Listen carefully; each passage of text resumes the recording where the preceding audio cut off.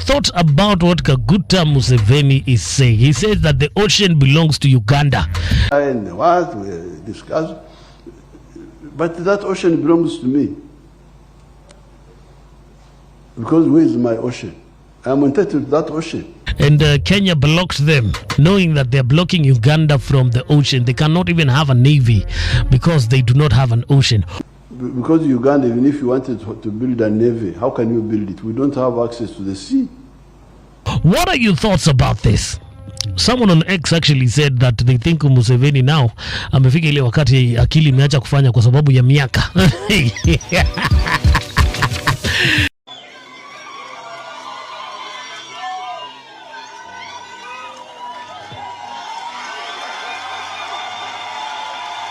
It's crazy because how can a whole head of state claim that the ocean belongs to him?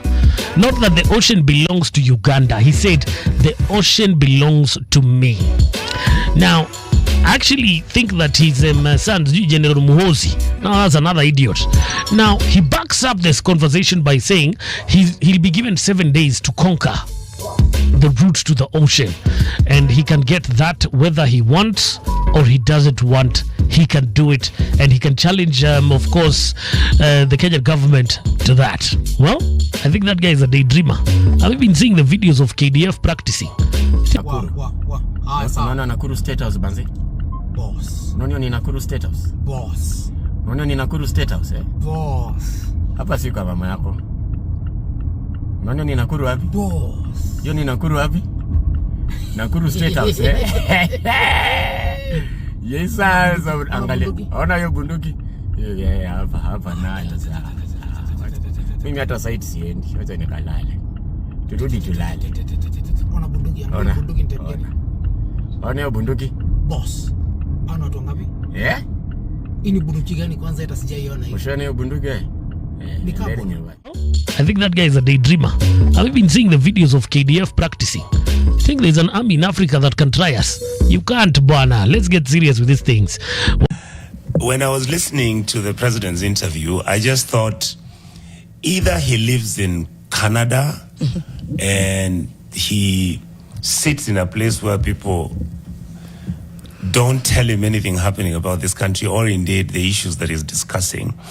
He's running through a list of things that he has done that he believes are so wonderful. And yet in reality, when some of us sit and if we were to do an audit on some of the stuff that he's talking about, it's just incredible. I mean, the reality is we have a country that in the last 3 years, where our budget debt capacity, we were about 12 trillion. If I am not wrong, because we haven't done that audit, we are waiting to do it, I think, next month. Soon we are going to be at 16 trillion. So the president is talking about we've done houses. In fact, I've done these wonderful things. He's talking about education being, we are not having capitation money going to schools. Yeah. University students are at home. He's talking about fixing the healthcare system, which is, yes, you go and some patients will tell you, oh, I used SHA and it paid. But the reality is we know that it's certain health facilities that are just being paid because those are the health facilities that are giving kickbacks to the national government officials who work in the Ministry of Health and the ones running SHA. We know that SHA is being run from Nairobi West Hospital. Why? Because the owner of Nairobi West Hospital is the one who has the software that is running the financial platform for SHA. I mean, we know that we have lost in terms of corruption, money which is being stolen from CDF, money. Why is the World Bank saying they are changing the conditionalities? We are just constantly misbehaving.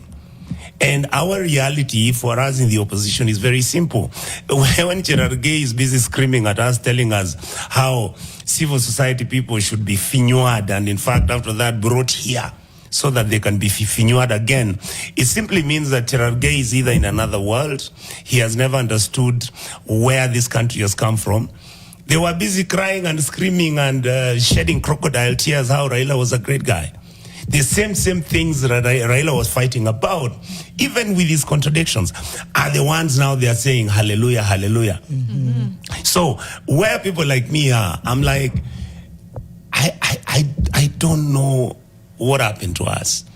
And if you look at the whole spectrum, look at it. People are saying more than 20,000 Tanzanians have been killed out of what happened the other day from the elections, which were never elections. President Museveni comes up and says, oh, you know what, we picked up those little rabbits. And by the way, I say this with a lot of humility because Museveni is a personal friend. The question I want to ask the Ugandan president is this. In 1978, he walked into my home in Kisii. By that time, I mean, my father was a minister in government. Museveni needed to be kept and hidden away from Obote's people. He brought his Ugandan people who were teachers in a school that my father owned, who were his intelligence officers. What would happen if all of them had been killed? What would happen if my father had handed over Museveni to Obote? Because at that time, it was the best thing to do. And yet, in reality, I'm a bit relieved that he didn't kill the two gentlemen who were arrested. So we are talking about Africa and Africans, especially East Africans. All of a sudden, we've just become something else that I personally never thought would happen again.